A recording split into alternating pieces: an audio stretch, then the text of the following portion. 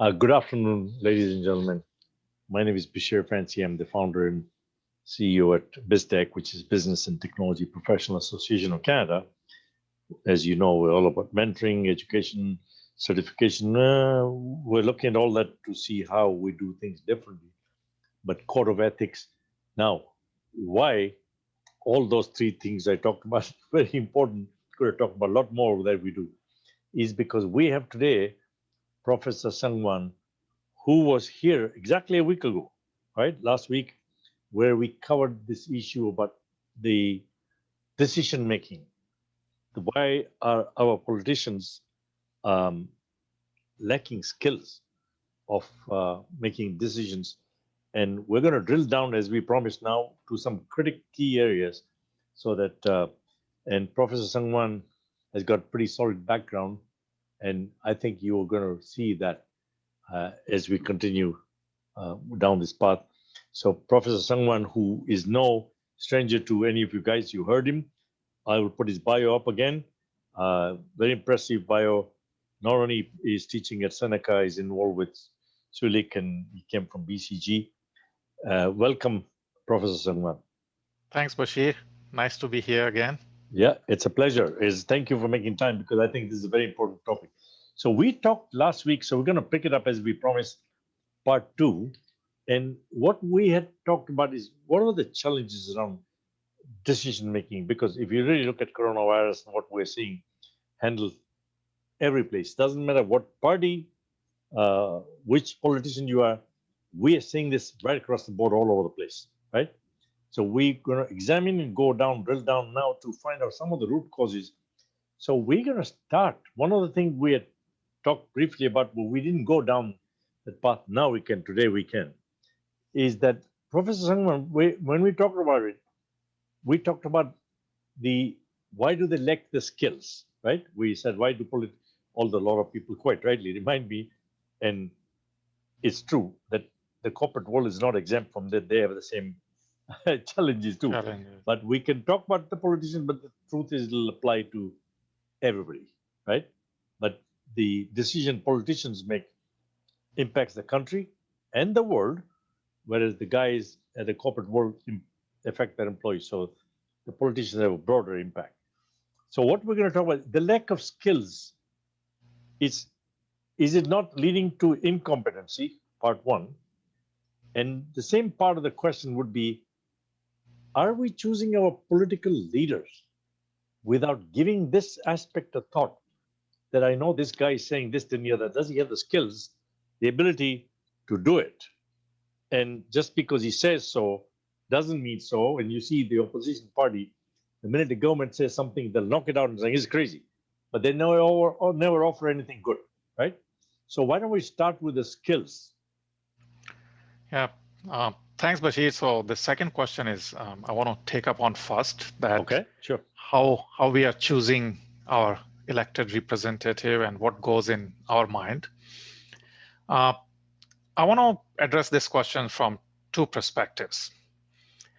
The first one is the individual ability to make the decision based off your personal preferences about different political spectrum and how much you know about these candidates. And it's fair to say it's not just in Canada, but across the countries in the world. It's true that most of us don't think too much when it comes to voting, at least not on objective facts. So our choices were driven more by these biases, some of these, the kind of, information or the slogans we hear on political spectrum, the advertising around it.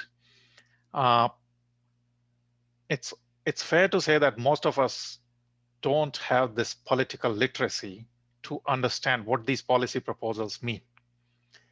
And given we lack these skills, it works in favor of elected representative or all the candidates, because then they can use soundbite to influence our choices, because they know deep down we don't understand the implications of the policies we are proposing. So that's that's an important factor. And to overcome that, I would say invest our time in gaining a little bit of understanding and functioning of the government, functioning of public policy matters. Uh, the second part to this question is, and this where I want to put the burden on policymakers, Mm-hmm. is the lack of communication or the clarity in the communication in terms of uh, highlighting the impact of these different policy proposals. So in other words, I can take any policy proposal in last 5-6 years, and I bet the way these were communicated in the news media or electronic media, uh, it doesn't give a clear picture to voters what are the benefits of such proposal and what are the limitations. And it's a bit of a, I would say, muddy water. And the place where I want to put the burden on politicians is that it is your responsibility to make these things as clear, as transparent, and in a language which average people can understand. So take, for example, let's say there's a, uh, there's a, like in the recent budget, there was this talk about investing in childcare, $30 billion. Uh, at a surface level, good idea. But what are the specifics of that proposal? And how clearly are those communicated? So if you have these details missing, then as an elected representative, I think you have more work to do. Think of in last few years some of the major decisions. So whether it's about buying the pipeline, whether it's about investing in highways or road infrastructures, we know that no decision is universally all about benefits. So it has limitations associated with it, whether it's in terms of increases in tax or environmental impact or other impacts. So why you can't communicate it clearly in simple language, in the language where these voters can understand, and then it's easier for them then to make the decision. So these two fronts, I look at this problem from that way. The first is, as an average voter or as voters, we don't have ability to understand the complexity of these different policy proposals. On the politician side or policymaker side, they are also not communicated well. And combining these two, I can't make the rational decision when it comes to voting.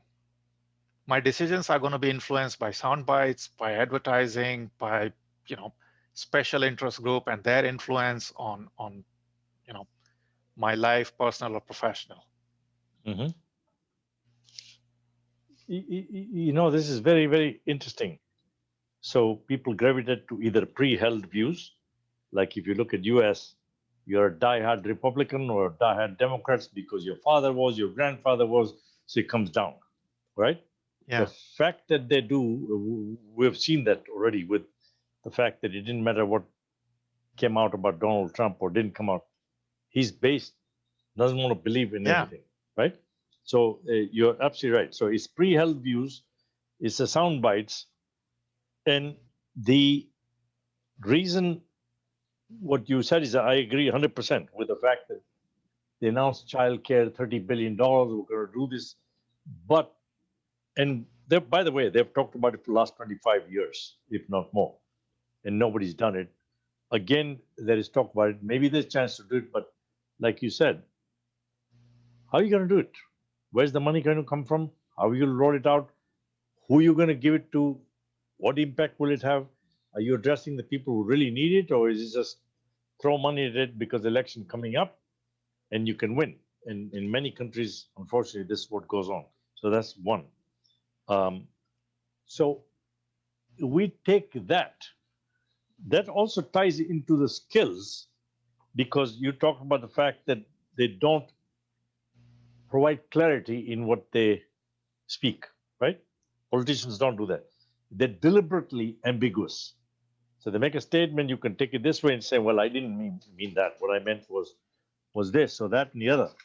And that's a very interesting thing because what happens really is, I'm sure you heard this term because I've heard many times, and is what you heard is not what I said, Yes. right? And what I said is not what I meant, right?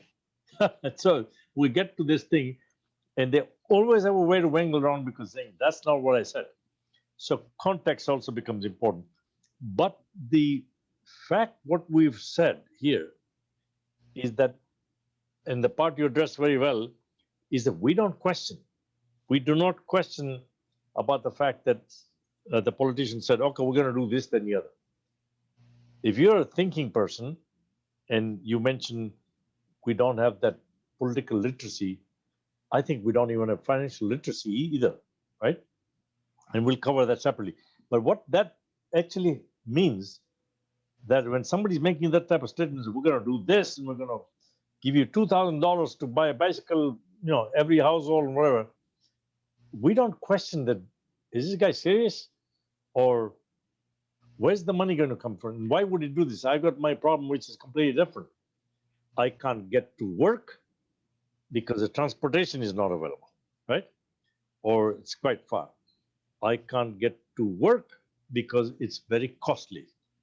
I can't drive my car because the insurance is crazy, right?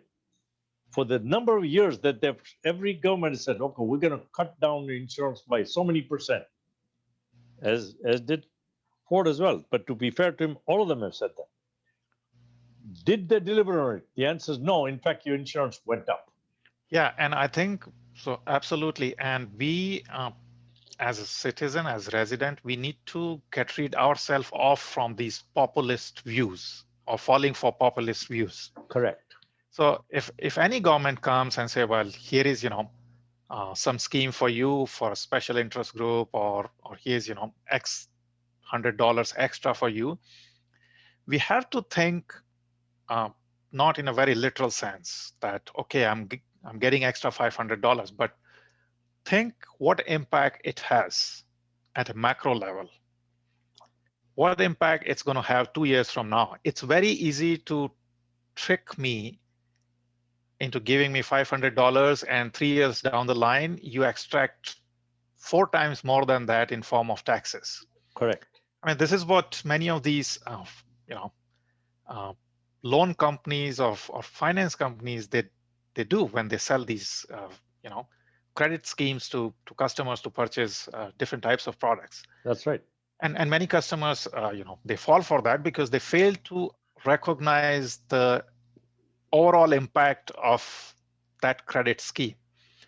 So we have to look these macro policies from the same lenses, and we have to pause and think that yes, I'm not going to fall for this extra $700 trick because this is overall not in benefit of this country. This is not in benefit of my own future 3 years from now. Bingo, you hit absolutely. It is the fact that what is the context overall. If people are doing the taxes, they should know that the clawing back has already started, right? Yeah. That Revenue Canada has already, in fact, there were a lot of appeals and motions and all that. Please delay the tax return. CRA said, no, we will not do it because we have given a lot of money and we need to start clawing back and doing this because they have is 400 billion, some ridiculous amount has been printed. Canada's money supply has increased 26 or 27% in the last short period, and it's the highest growth of our money supply in the last 30 years. In the United States, 35% of the monetary, the entire monetary system, the funds were created, printed, whatever, in the last 10 months. If anybody thinks it's not going to come at a cost, they have to be kidding themselves. So there is a cost at the end of this, right? Which is what yeah, you absolutely. And we need to understand, if not as at an expert level, but at least at a level where we have some knowledge of how this is impacting my life. Correct. You know, too many years ago in Ottawa, in the airport, in the first class lounge, at the time when I was with Air Canada, um, I was sitting with Hazel McCallion, our world famous mayor, and we can proudly say she is my mayor or was my mayor because she's retired. Um, I'd asked her, and there were a couple of senior politicians, ministers sitting literally stone's throw because I'd gone for some meetings and had finished.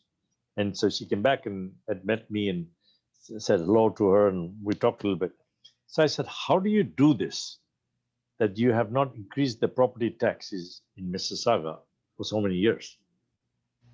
And she gave me a one sentence answer, and she pointed to the feds who were sitting there to say, these guys need to learn that. And she was right.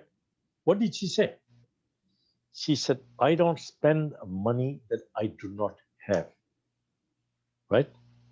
In today's world, and we can come to that in a second because what you talked about is you get enticed with $700 and $500.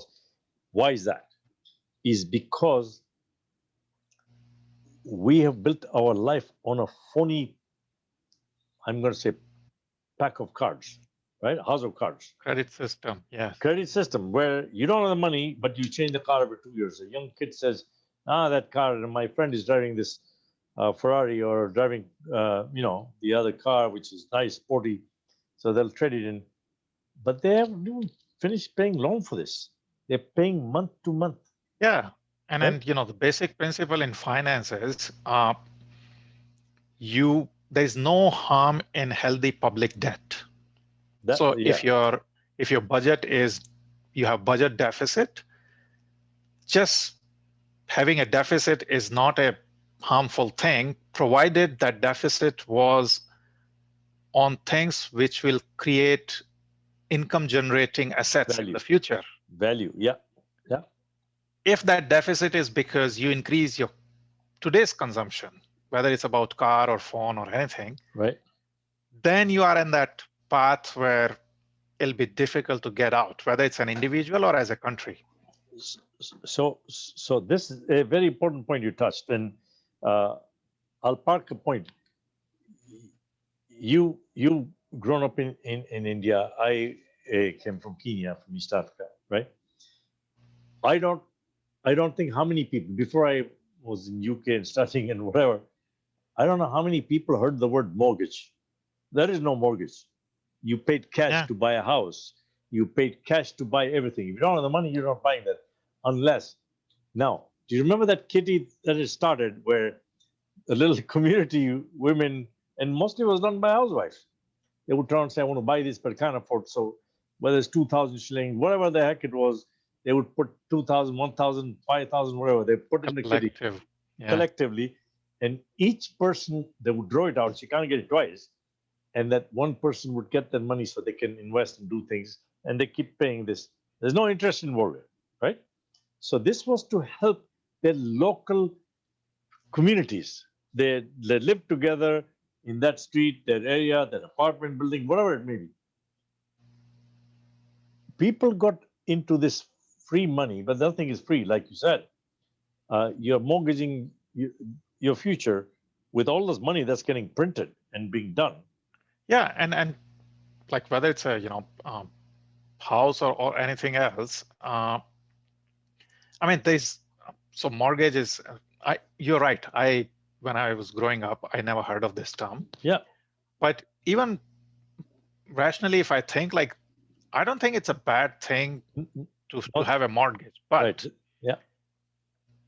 The fundamental principle is your long-term asset should be financed by your long-term income. And your short-term expenditure should be financed by your short-term income. So with house, I can predict, this is what my job going to be, and this is, what the monthly installment is. There's no harm in that. But where it gets tricky is you start treating house as an ATM. So every 3 years, you borrow from its equity, and you start using it to support your personal consumption. Now, there's one thing which I talked about a lot among my students is the gain you have on any of your asset or the potential gain. That is reflected on paper unless you sell that asset. Yes. But the borrowing you do is a real borrowing. So when bank gives you a loan, in their balance sheet, it's registered as a proper amount. And that's, so let's say if my loan is, let's say $100, that's a real $100. I have to pay it off. Right.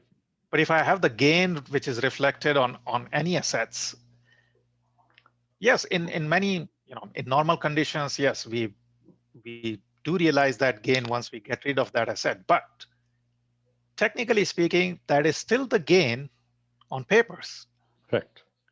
So you have a gain which is on paper, which can fluctuate, but the borrowing you have is real.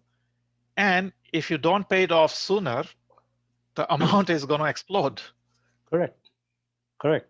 You touched a very important thing, and I'll give you a brief example, then we'll take the next point. But you're 100% right about real borrowing and paper thing.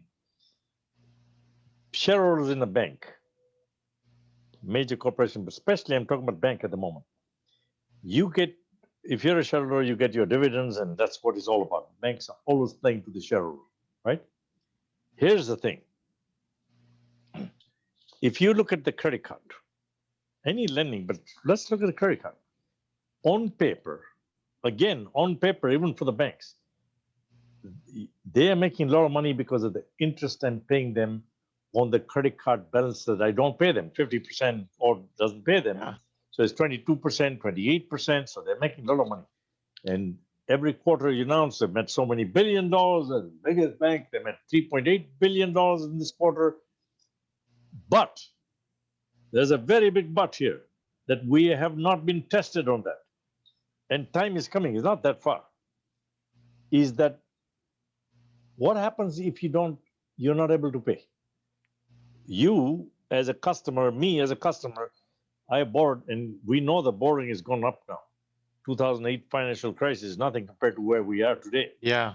So now, and here's where I'm going to go to. So if they can't pay, that paper gain, even in the banks, of the profit they're making on a credit card, lending and whatever, is paper money. Because if you were booking risks and potential for bad debts and all sorts of things like that, guess what? You would have a problem. Because what happened to the banks with the mortgage? Okay. The fact that when the coronavirus. Yeah. And the other fact is my ability to pay or not pay is significantly influenced by external factors which are totally outside my control. Correct. So I'm willing to pay and all, but because of pandemic, because of financial crisis, you lost your job. Well, and let's say if that happens at macro level, we have already seen this example in pandemic, then what's going to happen to those balance sheets? I mean, for banks, there is a, what I've observed is in last couple of years in many countries is the taxpayer pick up that balance sheet. Yeah. So they're on the hook for that bad loans. So you know, I mean, there's the saying you probably know, it's capitalizing profit but socializing risk. Yeah, that's exactly what. yeah. But you know, it's very interesting. And we talk about financial literacy and all in the decision making. At the end of the day, now you're talking about decision making by the individuals. But think about this. The banks look very good that they forgave the mortgage interest for 6 months. Did they? No, they did not. No, it was. They put it to the principal back with the interest and everything and the penalties too. And so what happened was the banks didn't lose a dime. The guys at the back of the government saying, okay, we'll protect you if something happens. But which means who? Who's the government? We That's us. taxpayers. We employ them. We pay their salaries, although they think it's the other way around. It's not. And so back to square one, we are on the hook for that again. So we're paying to pay ourselves, but the banks and the shareholder got their money. Is the shareholder the 50% of the population you talked about who are paychecks? No, they can't afford to get Probably food. not. So it's the big boys. So this has become a pretty vicious circle when we go to the extent of the corporate world. So it comes back to literacy, financial literacy, is thinking about this, that, by the way, when you elect people, put them in power, are you asking the right questions? You know, think about it. It's like I may have commented last time, but here's what I'm saying. If I go in an interview, you went for an interview for a job, do you go and turn around and say, by the way, hire me because that four of the guys you interviewed are pretty bad. I'm not as bad as them. That's not adding much value to what you are bringing to the table.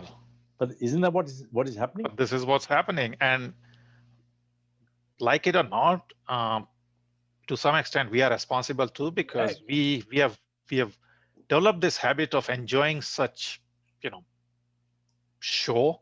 Yeah. And we just can't get out of that habit easily. Right. But if we really want to, protect our future, we really want to, protect future of next generations.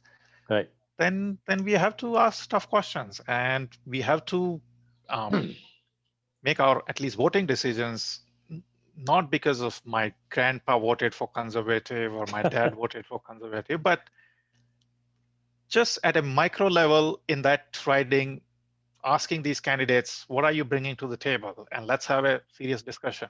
Correct. And that's where we won't go right now. If there's time, I'll come to the role of the media is key here, is because they do not ask the tough questions, right? Yeah, totally. And the other point you made about financial literacy. So I see this financial literacy, again, tied to these kind of decisions. Right. And I see it at, again, two levels. So one is at a micro level where how smart or responsible you are managing your own personal finances.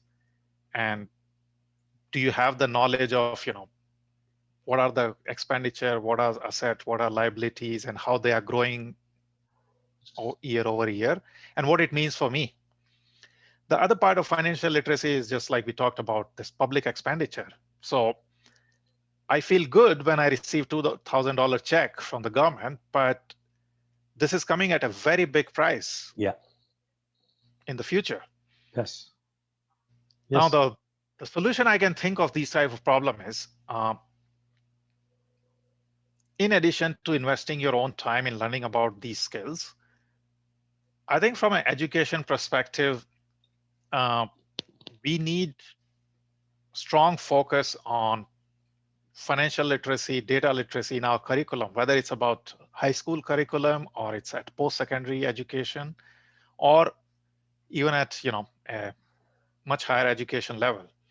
Because you probably, Bashir, you can tell me, you come across many individuals, they have fantastic jobs, highly educated, but when it comes to financial decisions, they have really poor skills.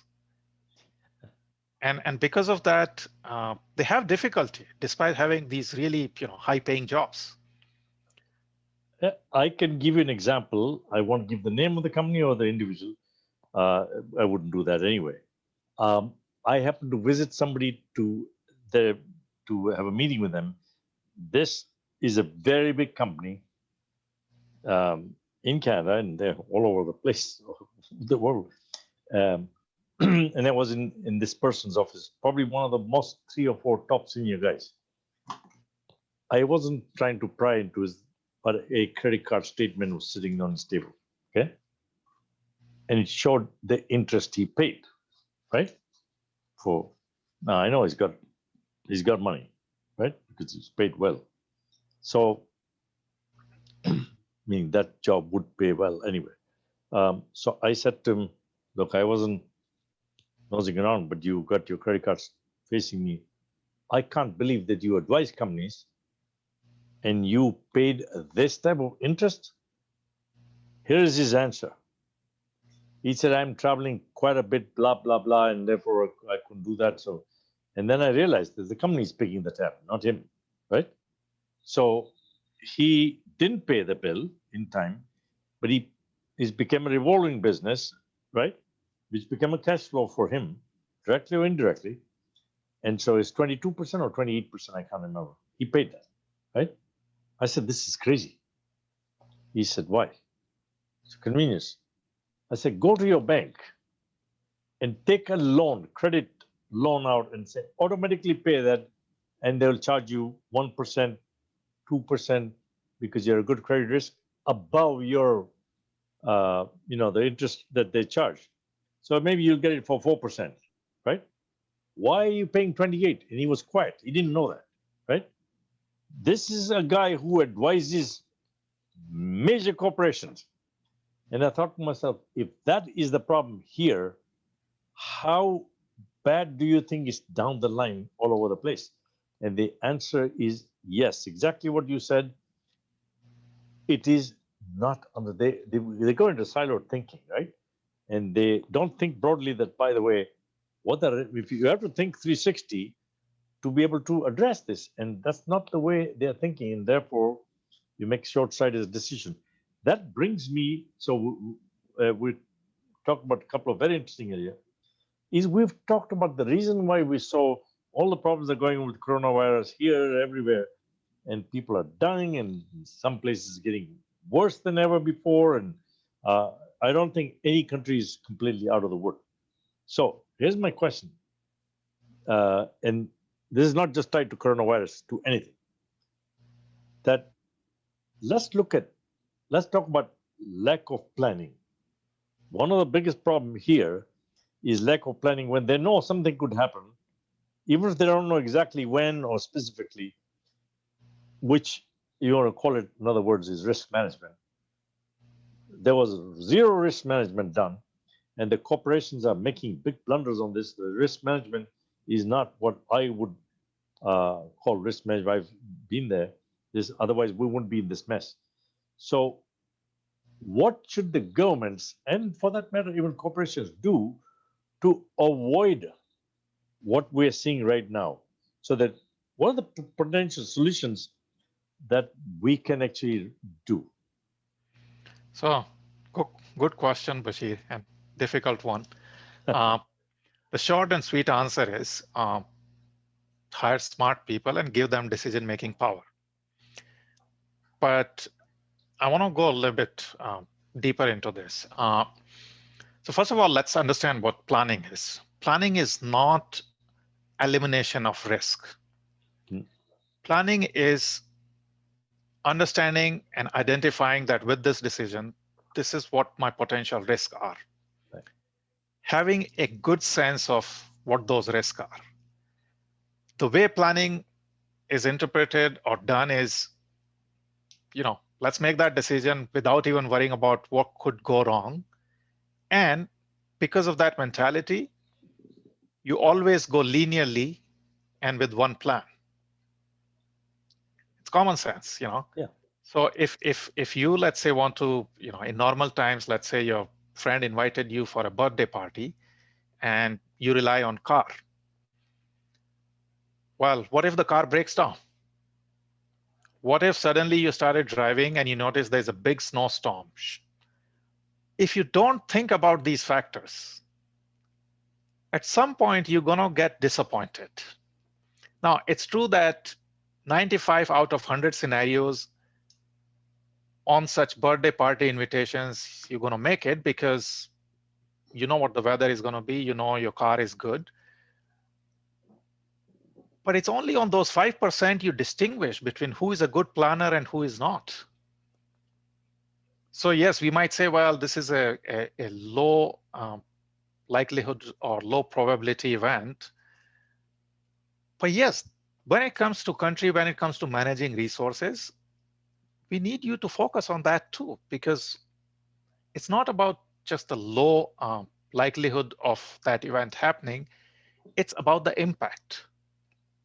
So let's say when you're going to this birthday party, let's say your car breaks down impact is insignificant. Your friend might get a little bit angry and you'll say, I'm sorry, I can't make it. But now imagine that scenario for some important decision where people's life, job, employment, their financial future is dependent on that. And it's not that you are ignoring those risks. It's more about, I have no idea what the risks associated are with these kind of decisions. And that's important to take into account. Now, with that approach, it's also true as a policymaker, you're not going to keep everyone happy. There are always going to be critiques. But the idea is same there. You you identify or you see out of these potential options, which one is the most useful one. Because if you try to keep everyone happy, first, that's not possible. And then you're vulnerable to falling for these, traps set up by your oppositions or set up by someone else. So understand what the risks are, study if you don't understand, involve experts, whether it's a trivial decision or an important decision. And there was a saying, which I learned and while working in industries, that every time you deliver a minor or a major report to a client, like, did you triple check it? So it's not double check it. Yeah. Did you triple check it? And that shows the importance of planning, and that shows that I have at least thought about what could go wrong. I may not able to protect you, or I may not able to save this decision in case one of those risks arises, but I'm at least aware of those risks. So the problem we have in political decision making is we are not even aware of what those risks are. And that's a bad planning. Very bad planning. And the reason for doing that, also in the corporate world, government has a lot of people. Sometimes you have to wonder, if you were to drop 100 people into a department in the government, whether here or anywhere, and you go there 2 weeks later, you wonder how the heck did you do the business without these 100 people? Because the work will expand, automatically expand to accommodate as many people as you throw that. Does it improve productivity? No, it does not. If anything, it'll worsen it. So just because somebody looks busy or whatever, Doesn't mean it's value adding. correct, it does mean value adding. So you said a couple of very interesting things at the start of this. One of the problem is that we don't have, and if you look at from the education system also, you are involved in it, but I think we are not creating critical thinkers, right? We are giving people, okay, oh, you did well, security, here's a certificate. You did this, here's your certificate. Can this guy, when he's faced with a problem, deal with it? Put his thinking cap on and saying, okay, what is the problem? First, you understand the problem, then you understand what the options are. I still remember we were young kids, and my father said, what would you do if you're sitting there and somebody told you there's a bomb tied to your chair, right? And I said, well, I would make a run for it. He said, you're dead because you just exploded the bomb with the movement. And then he got us to start thinking, that he start looking, how much time have I got? Is the bomb on the timer? Do I have a way to inform somebody? If I get up, will I trigger it? Can somebody do something to protect me? Also, you go through the whole scenario. Now, it's not that you are sitting on a time bomb, but you are if you don't think about it. Risk management, as you quite rightly pointed out, is the thing I used to go blue in the face telling my own guys. Is it's not about saying you can't do it. It's about understanding, and it's about saying, what if things go wrong? How will I tackle it? Can you imagine you are implementing a system, big system in the bank or wherever you are? You go in without a backup plan? I mean, you should be fired, 1 second into just showing the plan, never mind executing it, because the minute it doesn't work, you got a backup in place to say you have people standing by to protect you. and correct thing, but you don't even do that. You back it out immediately and you put the other thing in to figure out what the heck went wrong. Yeah. Hopefully, it should not happen because, as you said, you double check, triple check, you do dry runs, you've done everything possible. You do unit testing, you do velocity, you do blah, blah, blah. Now, with the new system, we are like the likes of Google are putting in 5,000 changes every hour. That's not the way they operate, right? They got all these things in place. If there's a problem, we correct it. And you correct it because you will make sure, and there's been a rule in a lot of big companies, you don't implement during Christmas season, right? You freeze the system because you don't want to take a chance. Yeah. That type of thinking is what we're lacking because the corporate world has cut a lot of the people out because, as I said, it's all become about bottom line value, about shareholder value, not stakeholder value, shareholder value. So what happens? And we, so if we're going to, the coronavirus and what we're facing, and I think we may have touched on it briefly. If you think about it, it's true. It's true we don't have enough vaccines here and all that, but that's also a problem in many different places because I don't know if you saw the World Health Organization report today, the 87% of the vaccines, 87% went to the rich countries. Rich countries, yes. So the poor countries or developing countries, they're not getting anything. And all these guys will be the first one to say that nobody's safe unless everybody's safe. But Yeah. So again, if you think from a risk management perspective, and if you know the basics of how these disease spread, no one is safe until everyone is safe. Correct. So even if it's going to rich country, they can't be safe. No, it cannot be safe unless everyone is safe. Correct. And take, yeah, sorry, go ahead. Go ahead. Yeah, I want to add one more point to this last point you mentioned. The way, again, we think about public policy decisions or political decision is the existing way of doing that thing or the process is unscientific. And I'll tell you how. Yeah. So in politics, you penalized if you change your position. And what is the scientific process? That you should be able to change your position if you have new information. So there was a time in 16th century or 14th century, people used to think Earth is flat. And then the scientists, they did experiments, they refined their thinking. This is how science progresses. In politics, if you take a stand that, I'm with this type of tax policies or that, I think as a resident, as a voter, we make it very hard for politicians to change that position. And we need to change our mindset that, yes, even as a policymaker, even as a minister or a prime minister or anyone in that authority, you are allowed to change your position provided you have new information. Correct. Your point is supported extremely well. And this is a very good, I'm really glad you brought it up because it's a significantly important point.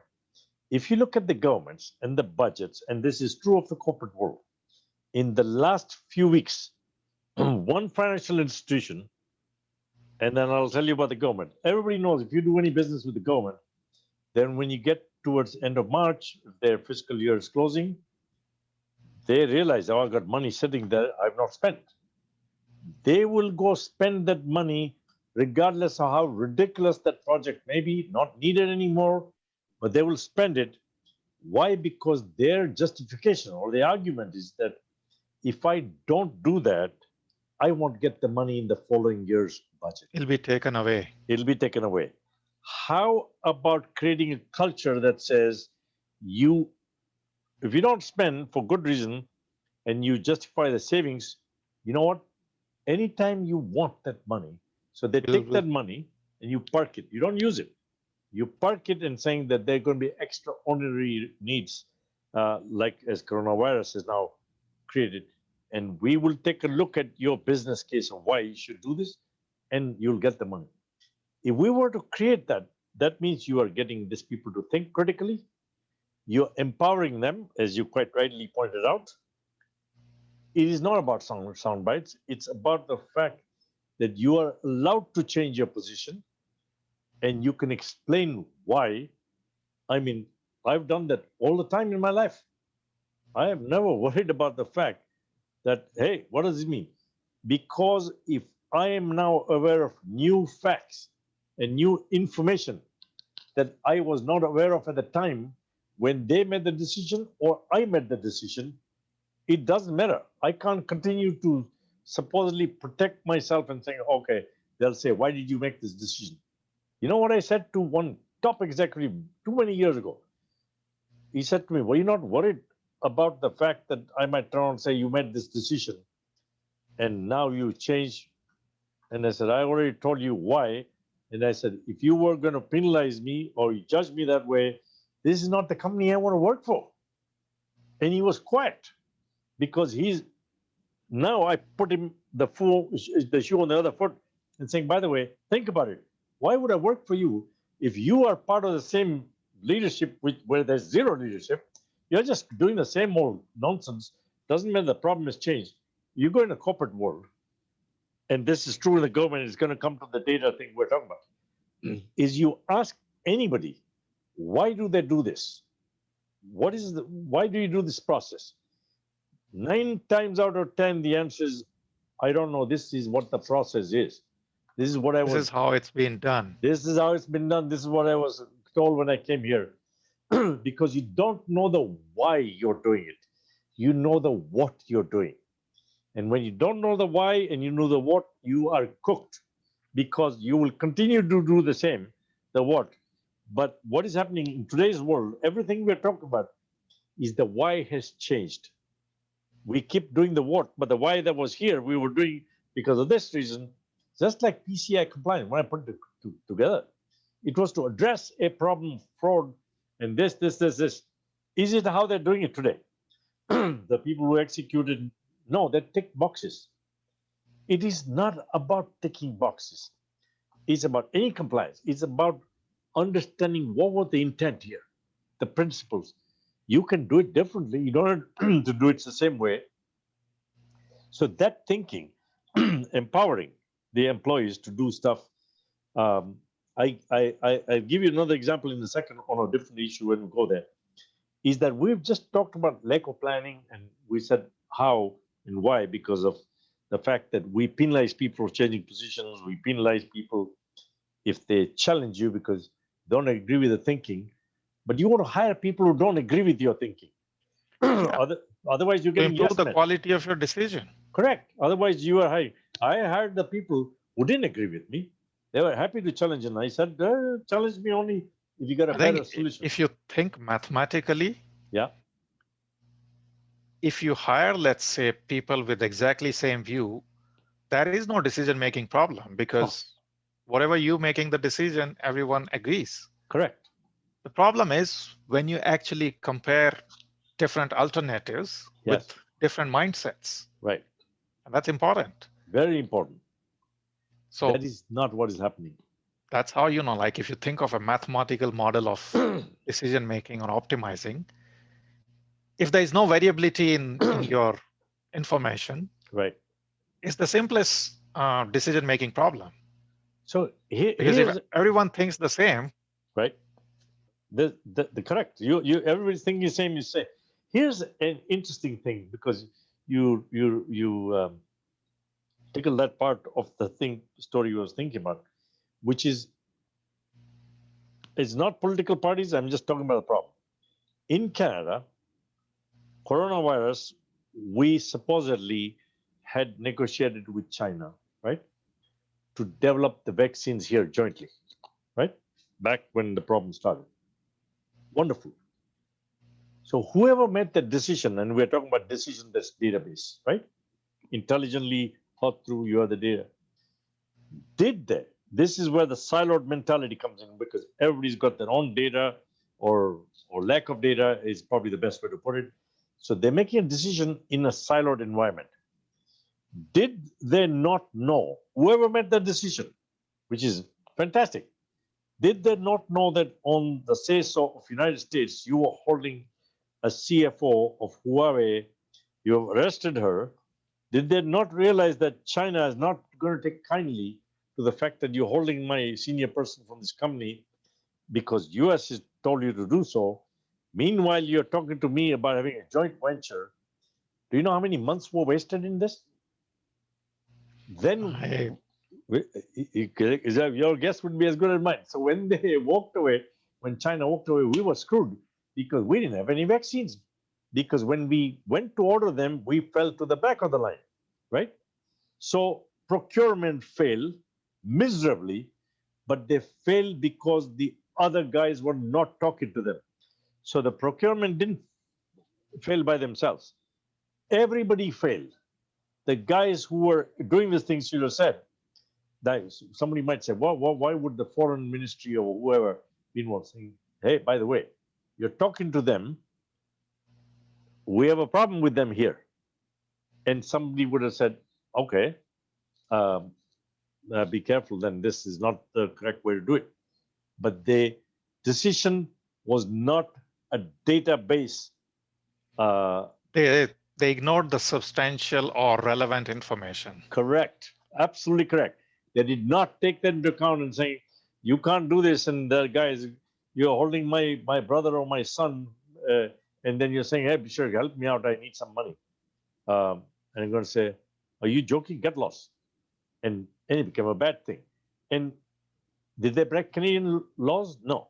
Did they break United Nations laws? No. Did they break international laws? No.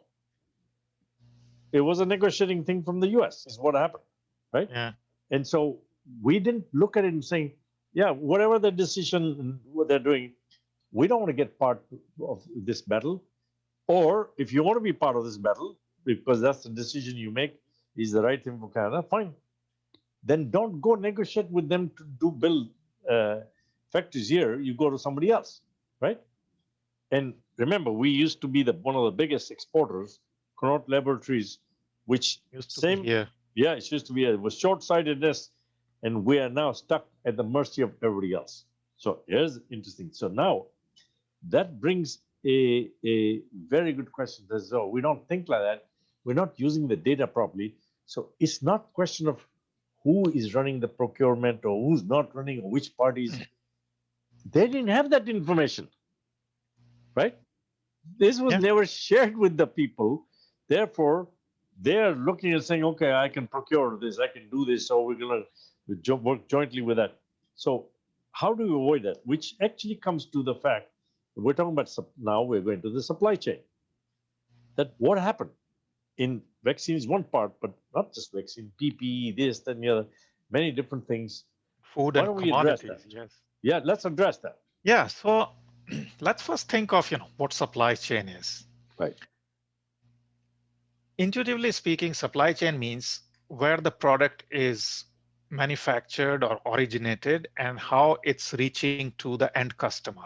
Right. And all the pieces in between. So if a pencil is manufactured in, let's say, Thailand, it's got to put into packages, then it's shipped to the local facilities, then it's shipped to the international facility, it's coming here. And even after landing here, that good is going to a centralized warehouse, coming to retail stores or Dollarama, and then we are buying it. So it's a pretty complicated process. Right. Even for simple product, which we are used to, we take Right. it for granted. Right. But here's what, after this crisis, I thought about it, is that given this crisis exposed our limitations in supply chain, I think we need to break down some of these products and services. And I'm talking about a national security perspective, because remember last time we talked that such crisis can come again in the future. Right. So from that perspective, you break it down into essential food, essential non-food, and you can create such categories. But for the one which are in the essential bucket, whether it's a food, medicine, other goods and services, how about you lower the steps in their supply chain? Because if our food item is coming from South America or Asian countries, and it has 20 intermediate steps before it comes to my kitchen, then I need to lower those number of steps. Can I think of a way where the product originated or manufactured or produced, and within 5 steps, it can reach to my doorstep? The end user, yeah. And we have to think really critically and hard, especially around things which are considered essential. So whether it's a food, some of these grocery items, cleaning supplies, medicines, and all. And then for the non-essential one, where you think you can afford a delay of few days here and there, depending on the situation, by all means, see where you can get the best prices or how it can be imported or exported. So on that note, as a policymaker, I would think, how can you reduce the number of steps in food supply chain? Well, rely more on local foods sources. Right.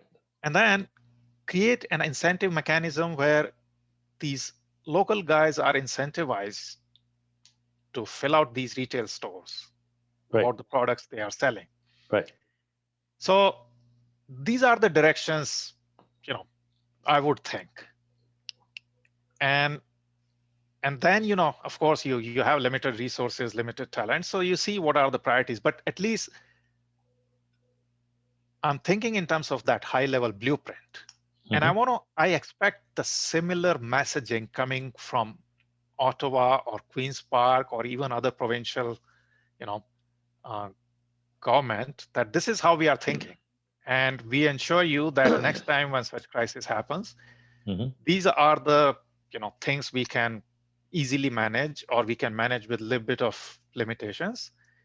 And for the other categories, yes, we are still dependent on other countries, and we'll take it as we go.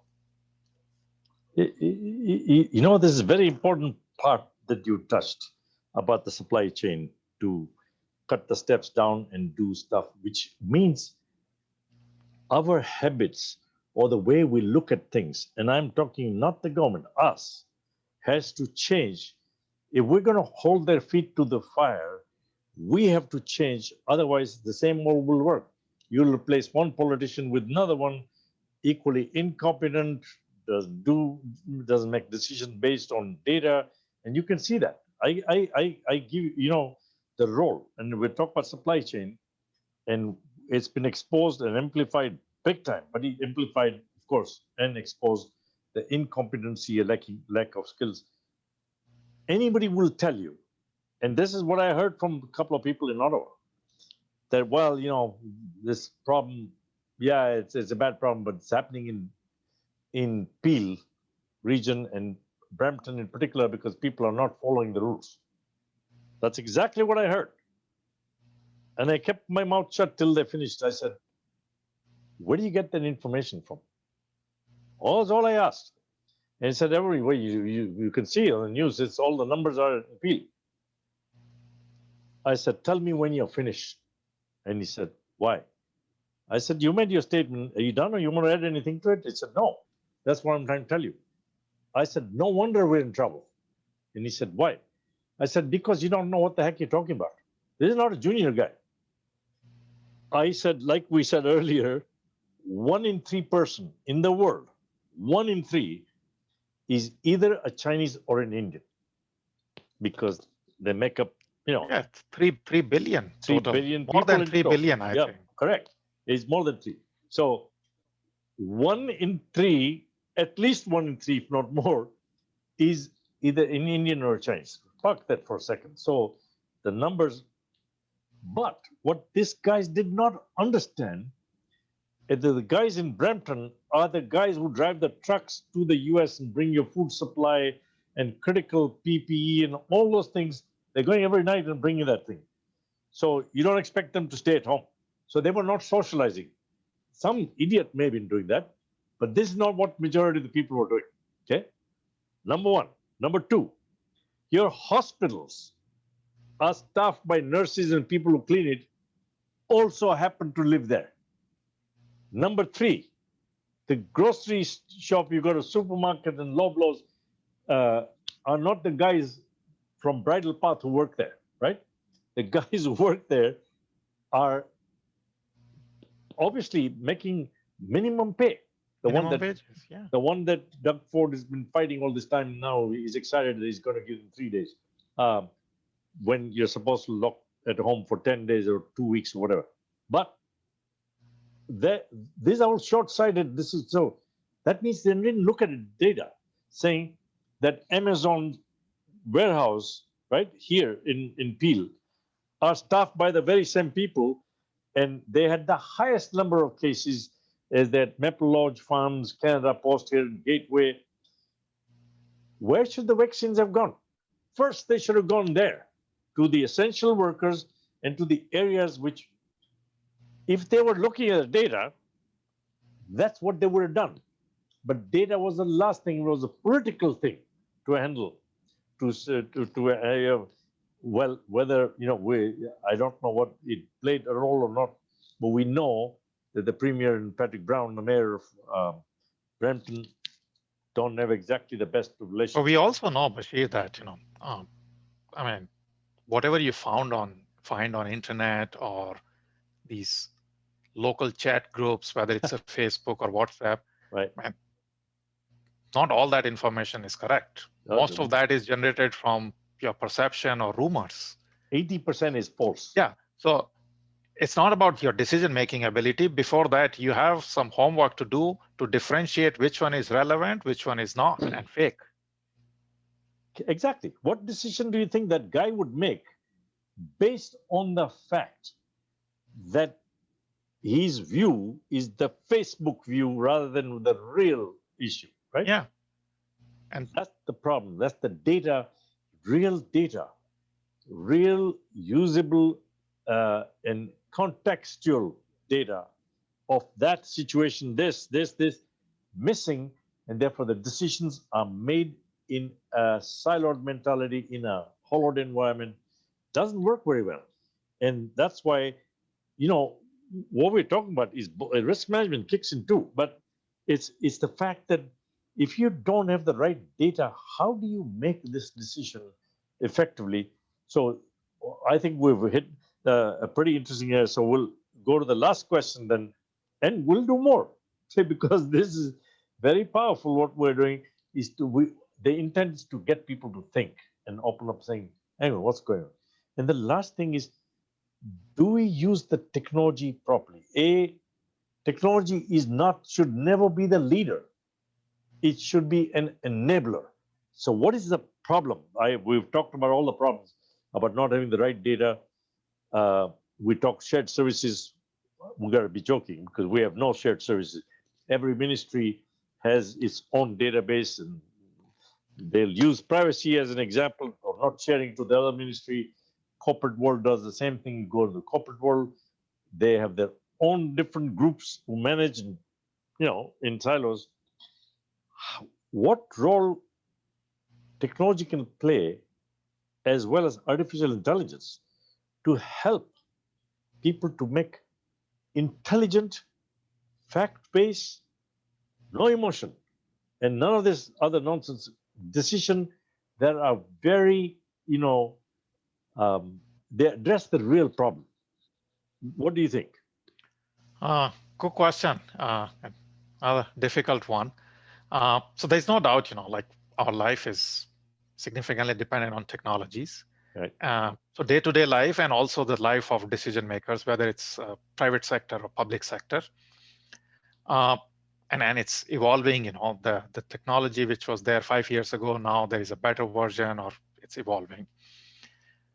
But that is still not eliminating the need for, human decision making and this critical thinking. So there's this saying or sort of a funny thing is that if you combine artificial intelligence with real stupidity, that's a deadly combination. Yes, absolutely. So the tasks which are standardized, where from a risk perspective, we have already explored all possibilities, I think technology is highly beneficial because you know what the information is, you know what the different scenarios the event could play out, and there's no harm in using the technology. But the tasks which are somewhat unique in nature, where uh, this information need is evolving, blindly relying on technology or models is at some point will shock you or disappoint you or could lead you to a disaster. Yeah. So I'll give you a simple example. Yeah. Think of us as, you know, creature who are somewhat automated, somewhat critical thinker. So let's say when you go buy your grocery items, there are certain items for which you have settled your choices. So let's say you buy laundry detergent. There's a particular brand you've been using. The process is pretty standardized. You know what the brand is. You go pick it up and you put it in your cart. You come home and you're happy with that. Even if you're not happy with that, next round you can change your choices. So the risk profile is pretty low. The process itself is pretty automated because there's not much information search or alternatives you have to look for when you're buying laundry detergent.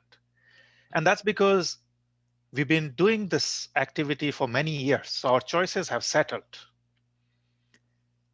But now think of complex decisions.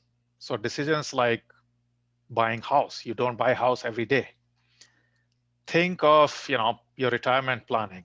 Think of other choices where it's difficult to come up with objective scorings, Yeah. and in the end you have to break the tie. Right. In those decisions, yes, you should rely on technology, but there has to be uh, your element of critical thinking, you thinking about what is relevant information, what is not, and can you change your position if you get a new information. So this is what I would suggest, or this is what I think. Well, I think it's a very important point what you said, that when you deploy critical thinking, and you're 100% right, technology is not the answer to everything. Technology, if used properly as an enabler, when you know what you're looking for and you get all the data, but you cannot use technology pretend and just look in one part and get, then the context is all messed up. You need to understand a problem in the context that happened. You know, uh, ridiculous example, but it's true. A long time ago, people were told, okay, how much sales can you build? Put all your assumptions on the paper, right? And saying, if you are this, that, and the other, here's what I can do. Or as a developer. So people did that. Now think about it, that you remove the assumptions. Whatever the assumptions were, the company said, okay, we'll give you 3 people, I'll give you this, I'll give you that. They don't give it to you. Now you go judge the guy, said you failed. You said you would do this and you didn't do it. You see, the context is all gone. The context Totally. we are totally gone. The context in which I said I could do this was because you told me you could give me this following things. That environment you never created, or you deliberately took it away, or whatever it was. Now you're judging me that I didn't deliver, and that's the problem.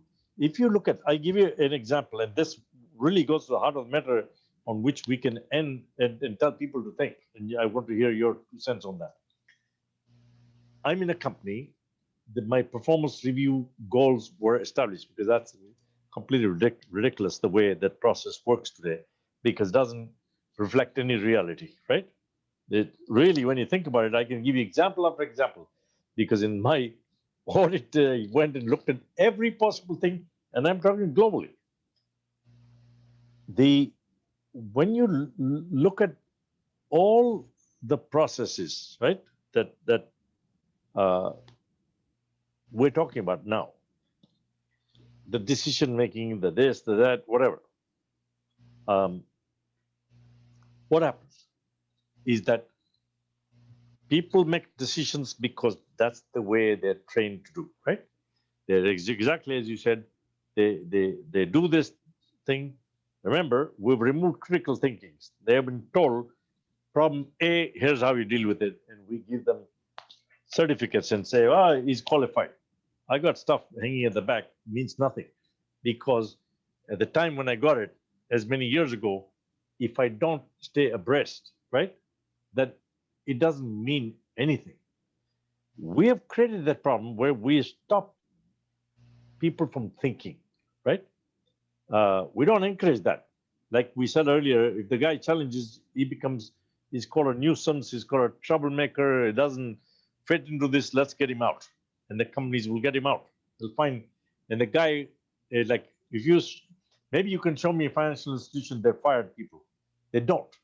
They will turn around and make them executive vice president of photocopying machine or the executive vice president of kitchen or whatever. They don't fire people, right? I used to joke about this many years ago. I won't go there now, but point is, why are we doing that? Why are we not looking at the thing and saying, if you make a mistake, I won't judge you. So my question, there is a point I want to make in a question, is that there were performance review goals that were set up at the start of the last year. Year finished, because of coronavirus, people were locked up at home. How are you going to judge them? What do you judge them and saying, okay, you are supposed to deliver this? You know what I would do? I would try and say, throw that piece of paper. You tell me exactly, we are seeing this problem. How did you deal with it? And judge them. And I remember the CEO a long time ago at Air Canada said something which I was really glad, because I was that guy who was saying, what happens now? If you make a mistake because you are doing things, you should not be judged for that mistake. You should be judged on how you cope with that mistake. Yeah, what was your process? What was your process, and then what did you do to correct it, rather than carrying out what was a totally misguided decision that did not affect the outcome, right? Absolutely. And the way you pointed it out, so outcome, it depends on the decision you made, but it also depends on many external factors which are not in your control. Correct. So if you have shown this is the path you took and that path is logical and based off data and based off information, then yes, sometimes the outcome could be not the way you expected. And right. Those cases, we should not be harsh on either ourselves or when evaluating the quality of decisions by others. But if you randomly made no process, and let's say you hit the jackpot by sheer luck, I mean, there's no point of bragging about it. You know it. Yeah. It's just like, let's say you bought a lottery ticket and you won, and then you say, well, I'm a very good decision maker. Well, true. It's just pure luck outside of your control. Correct. Exactly. Professor Sangwan, here's an interesting thing I tell people. We hear the word lessons learned. It's probably the single most abused word that I've heard in my life, because you go down to these companies, whether it's government, we talk about politicians, and they have learned nothing. And here's the reason why. Because it is not lessons learned, it's observation. When something happens and you now say, oops, it went wrong, that's an observation. The lesson learned becomes when you change the behavior. When you incorporate that Exactly, the experience into your future decisions. Absolutely. You incorporate the behavior, that you change that thing. Now you have learned the lesson, and you will not repeat that, because you incorporate that in, I use the word bake it in, don't paint it on, right? Because if you bake it in, it's part of your system. If you paint it on, paint will wear out, and you see that. That's how it works. And so I think that's a good place to live. But I think, again, I had lot more things here that we couldn't cover, but that's okay, because I did think that we would need 3 sessions to cover everything. So we will do one more. But I think it's brilliant what you shared, right? Is Thanks, very. You want to add any other thoughts to this? No, I think like I enjoyed talking with you and expressing these views, and it's good to talk about these important topics, And I hope our viewers, whoever is watching, they enjoyed it. And even if they learned one little thing, it's fantastic. And happy to hear their thoughts. Correct. Happy to hear their thoughts. And um, it's not, as we've said, it's not my way or the highway. We have parked some thinking here. It'd be fantastic for some people to share their views and saying, yeah, I like that, but here's this. How about that? Or you missed this, or whatever. And we can talk about it. We can incorporate that or take that suggestion, because that's the only way we make things better, right?